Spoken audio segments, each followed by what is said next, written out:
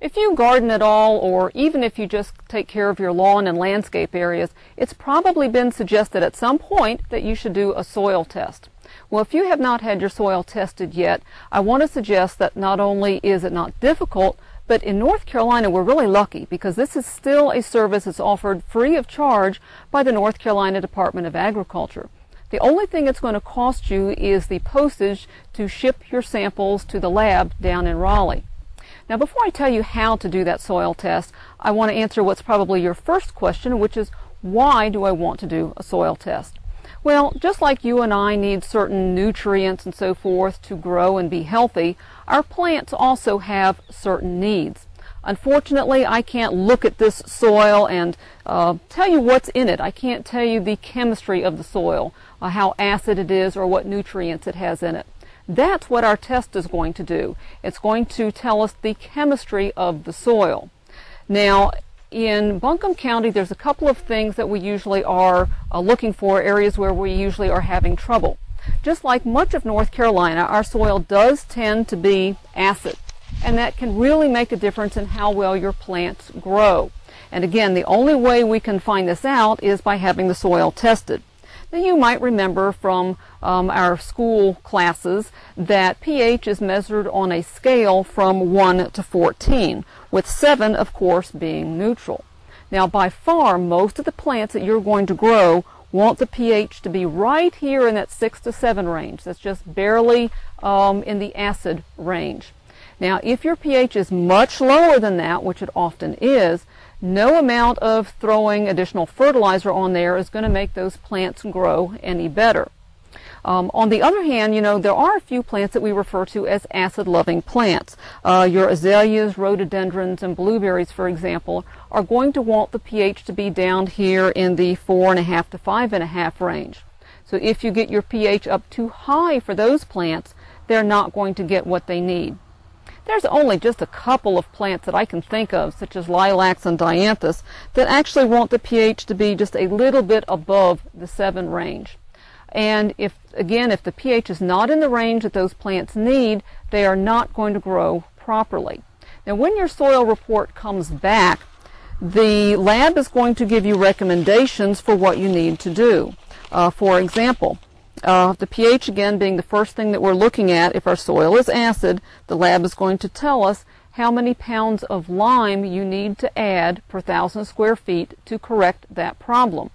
Now, for using lime, you can use either the powdered lime or the pelletized lime. They're the same thing. The pellets are just a little bit more convenient for you to use. And it's always best to do this testing well in advance of planting so that you can mix that lime into the soil before you plant. Now, the other area that we usually are having to look very closely at is our phosphate. Our phosphate levels do often tend to be low, and again, if you don't know that and don't know to add extra phosphate, nothing else that you're going to do to those plants is going to make up for that to make those plants grow any better. If your report is recommending that you need to add additional phosphate, you again have a few choices. You can use your superphosphate, which is very commonly available. You can also use something like your starter fertilizer, or for the organic gardeners, usually you're going to use something like your bone meal, or sometimes rock phosphate, or something like that. So you see, all of this information we only get by doing the soil test. So if you're now convinced that you're ready to do your soil test, let me go show you how to collect your sample.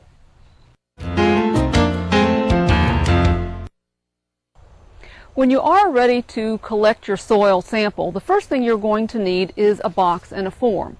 Just stop by the Buncombe County Cooperative Extension Office at 94 Cox Avenue and pick up your boxes free of charge. Since this is a free service, go ahead and do as many different boxes of soil as you want.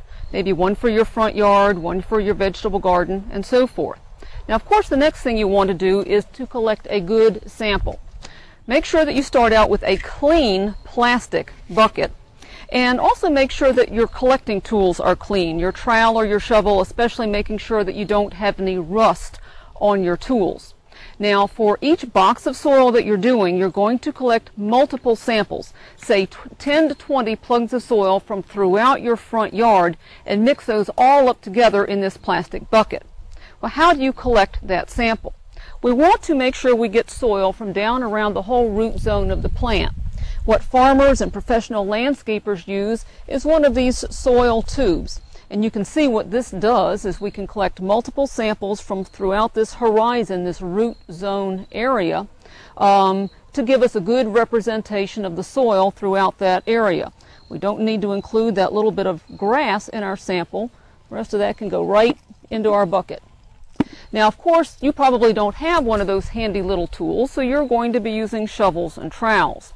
Your lawn can be a little more difficult to do with a shovel, but all you need to do is to try to make yourself a slot into the soil with your shovel so that you can cut yourself out a nice slice of that horizon like this. And again, we're going to do the same thing, removing that grass from the top that we don't need to include, and we don't even need this whole sample.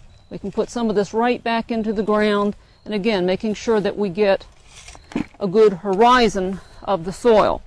Of course, your vegetable garden and flower bed, you're going to do pretty much the same way. For your shrubbery beds, make sure you get your sample from in between your shrubs. The roots are going to grow throughout that bed. Your vegetable garden, make sure again you get your sample from the top 6 or 8 inches, all that area where the root's going to grow. Now, once you've got plenty of soil, you want to mix that all up together, because remember, your objective was to get a good generalized representation of what the soil is like throughout that planting area. Now you're ready to send off your sample. You will have, remember, gotten your boxes and given each sample number a number or a code, because you're going to fill out a form to go along with it, where you're going to tell the lab what it is you're going to grow in those areas. I suggest using numbers or letters for your codes, like FY for your front yard, VG for your vegetable garden. If you use numbers, 1, 2, 3, 4, do make sure that you make yourself a list before you send this off, so that when it comes back, you'll remember which samples are which. Now, it's really important that you fill out your form correctly so that you tell the lab what it is that you're growing in that area, so they will know what type of recommendation to send you back in your report. Now, fill your little box all the way up so that you give them plenty of soil to work with. Simply close up your little box. It's got little tabs here to close it up with. Pack all your boxes up securely and take it off to the post office and mail them off to the Department of Agriculture in Raleigh. When your results comes back, it'll tell you how much lime or fertilizer your soil area needs.